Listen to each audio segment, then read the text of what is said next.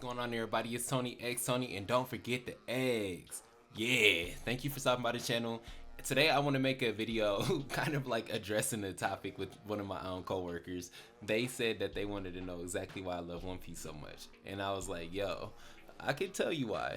And I was gonna do it right there on the spot in person, but then it was like, well, you just do it in a video format. That way I can revisit it and blah blah blah. So I just like, yo, of course, I'm not gonna say your name on this video, but thank you for the video topic, and I hope that you enjoyed this breakdown. But the biggest reason I think a lot of us One Piece fans like One Piece, and especially myself, I'm gonna like kind of lean this more towards my interests and stuff, but you know, there's reasons why this story is so popular, and this is kind of one of the biggest ones. It's the mysteries, and whenever you really start to dive into the world of One Piece, you start to just understand exactly, like, there's a lot of questions that we're never going to get answered. And I oftentimes feel like the world of One Piece reflects the real world that we have in reality, where it's like, man, everything isn't exactly what it seems all the time. There's always a different additional angles to things that you may not even know about, or just because you understand the topic at the surface doesn't mean that you understand even 1% of the topic.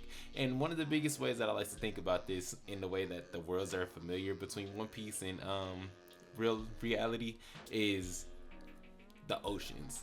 Like, we don't understand nothing about our ocean, and it's literally kind of like insane how little we understand about it. I think they said it's like 5% or something dumb like that. Maybe even if it's 10%, that's a crazy amount to not know about. 90% is a big piece. Imagine that you only, like, y'all don't know what I look like basically from anything below what you can't see, and that's quite a bit. I could like be in a wheelchair and nobody would ever know.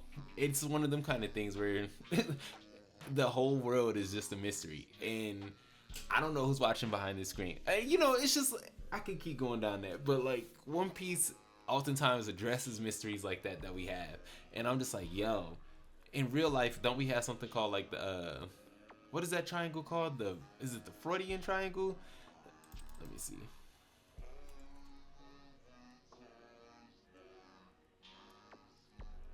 Man, what is that triangle called? Triangle that is mysterious.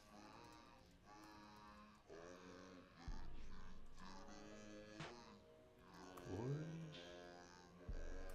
nah, the Florian Triangle is the one in One Piece. On the Bermuda. Okay, the reason I was getting that, so I was thinking Florian, and that's the crazy part, bro. Like, I love One Piece so much because I am such a fan that, like, I know that the Bermuda Triangle exists in real life, but there's also the Florian Triangle in One Piece, and I'm literally over here like, don't say Florian Triangle, don't say Florian Triangle in my mind, because to me, it's just as real. Like, I'm not saying like I believe in the world of One Piece or nothing. I think it's the reality. I'm just saying, like, as much as I love the world of One Piece, I know that there's two concepts of them that exactly exist, and that's what is crazy. We don't even know about the real life Bermuda Triangle, but like, I feel the same way about the Florian Triangle in their world, and it's always just some type of mystery going on. I'm like, yo, bro, this is crazy. And so, like, right here, I googled some of the biggest mysteries in One Piece. And yeah, granted, we are getting some of these questions answered as we speak, and I'm glad that we are. But like, Joy Boy, this is a concept that you won't get into really. Like, you'll have skimmed over it at some points throughout the story, but I'm on chapter 1180 something, I think, is where we're at currently in the story. Like, I'm currently all the way caught up in the manga, so I can't be spoiled at this point. But like, I'm not gonna say anything that spoils y'all, but I'm just saying, like, we made it over 1100 chapters into the story, and we're finally starting to get some information about Joy Boy, and I'm just like, yo, what? It's crazy. I feel like it's literally an endless void. And then, speaking of endless voids, we got the void century, and we still are kind of gonna get information, I guess, at some point. I don't know. I feel like that's still one of the biggest mysteries, and I'm like, are we ever gonna learn about this? It's such an endless fountain, bro. I'm like, I don't even know where to go with this. What is the void century? Like, what's missing in that time? And then there's times in American history, like, I'm kind of a conspiracy theorist, or at least I like to talk about conspiracies and like hear about people's conspiracies and stuff. And there's people that theorize that there's kind of like a missing period of time in reality, like in our real world, where people think that there was like a great burial or something like that, or like a great, like, basically, man, what is it called, bro? the great reset, where society got reset because they buried stuff or something along the lines. I don't know. Basically, there was a sinister group of people, kind of similar to the world government in One Piece, in reality, that like are have an agenda to control the world. And it's just kind of just so crazy how I feel like Oda knows about all these things and kind of just like writes his version of it in the story. Like, I don't know if he's a conspiracy theorist or not, but he might be. Then we got Shanks. Finally, slowly learning more about him. There's theories out there like, is Shanks a bad guy? Like, that's how deep this stuff gets. And I'm like, I don't think Shanks is a bad guy. And to be honest with you, if he's a bad guy, that'd be one of the wildest things ever. Gold D Roger, however you want to pronounce his name. He's a legend. I feel like he's not that much of a mystery no more. Like, his journey to me is more of a mystery than himself, because I feel like we've gotten kind of a lot about him. Not to say that we fully understand Gold D Roger, but the mysterious aura around him is slowly being like lifted because we keep getting more and more information on him, and thankfully. But it would be cool to just like be able to just focus in on his story, just following him and hearing his thoughts and his internal monologues and stuff like that. Who is Eam? Like, Eam is a concept that you don't even have to worry about. Like, if you're just now gonna get into the story, don't even worry about Eam. Like, that's just so far above anything. But just think about Eam as one of the people that, I don't know, we just don't know about. I don't know. There's nothing to say about Eam. We don't know anything about the character. Uranus, however you want to say that name. No Diddy. Yeah, that's one of the. I'm not even gonna tell you what that is. That's a concept that's crazy. But I'll tell you kind of loosely what it is. There is ancient weapons in this world. Boom, bow. Those things, we don't know what they are. So yeah, take that as it may. Doesn't matter. New bounties. The new bounties are always extremely fun. Like, every time we get a new bounty, it feels like we're getting an info dump at the same time. And by info dump, I'm talking like we're learning about what's going on in the rest of the world, and the story doesn't just always focus in on Luffy and his journey. Sometimes we get to learn about other characters and what they kind of have going on and get brief glimpses, and it's like completely integral to the way that the world building is portrayed in One Piece, and it's dope. Zoro, he's a mystery, but he's a straw hat, so like at least we get to see him on regular. Devil fruits are still a mystery. We don't know really much about them other than like there's aspects to them that can be delved deeper within, and as far as like unlocking their true potential. That's all I'm gonna say about that. The Will of D. I mean, like, I feel like I'm being very redundant when I'm saying like we don't know anything about it, but we just don't. We know that there's a group of people that all share this initial in the middle of their name, and that's about it. Gold D Roger, Monkey D Luffy. There's characters out there that do have that, and Jaguar D Saw. It's I mean, even Garp. I think Monkey D Garp. Like, it's just crazy.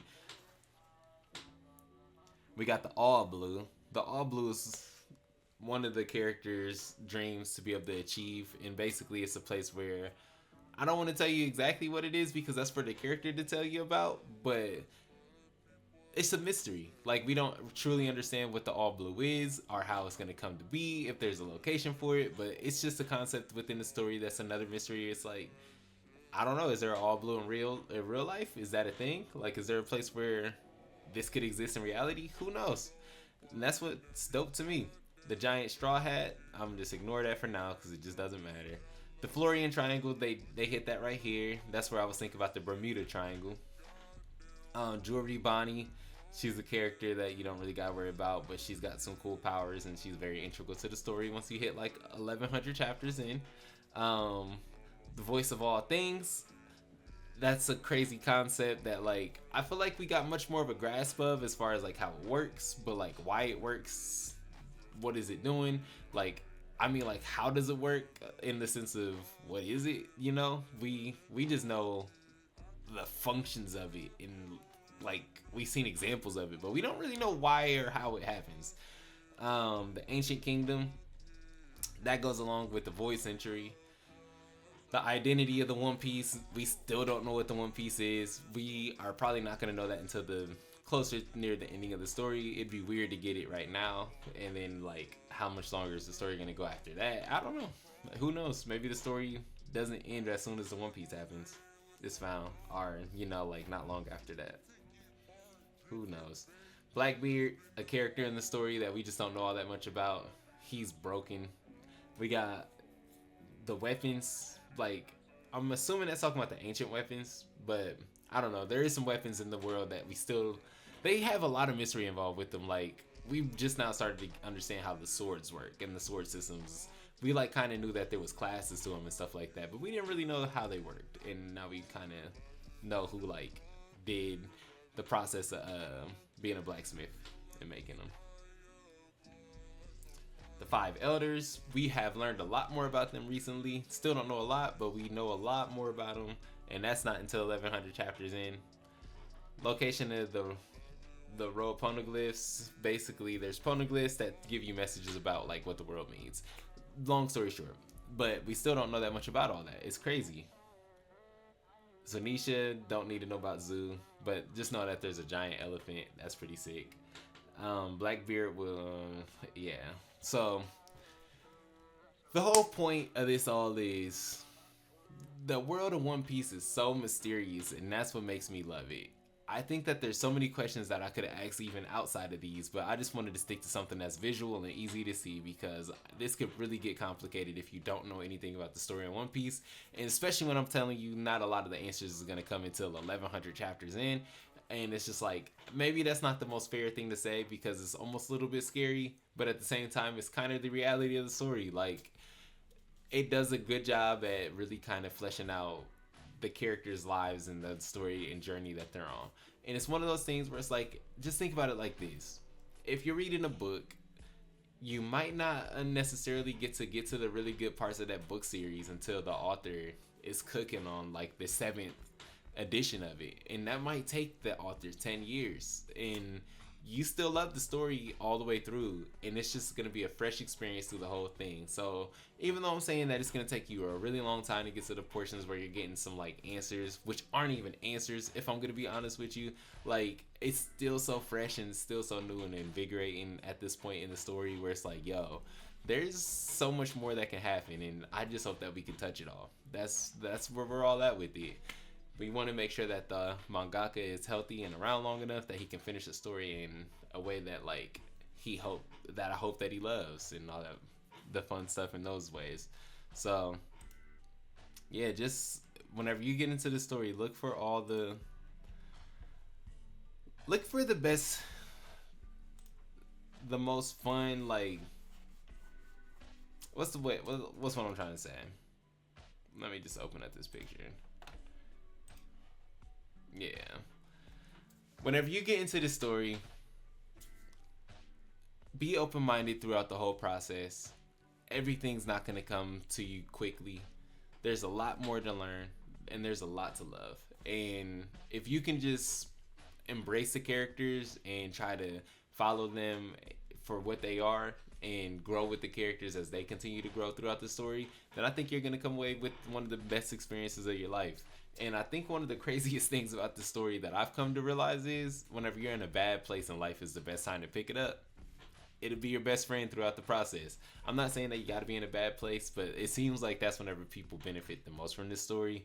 So yeah, if you're in a great place, man, this story is going to even make you vibrate on a higher level. And that's why it's so good for whenever you're in a bad place, is that it finds a way to lift you from that place up into, like, man, it gives you hope. And that's what it's all about. Just keep striving to be better and do better. And I think this story is a great addition to anybody's life that wants to be in that position. Anyway, peace out, y'all. Thank you for stopping by the channel. Hope that this TED Talk wasn't too long and didn't bore you all the hell out of here. But peace out. Like, comment, subscribe too, by the way. You already watched this far.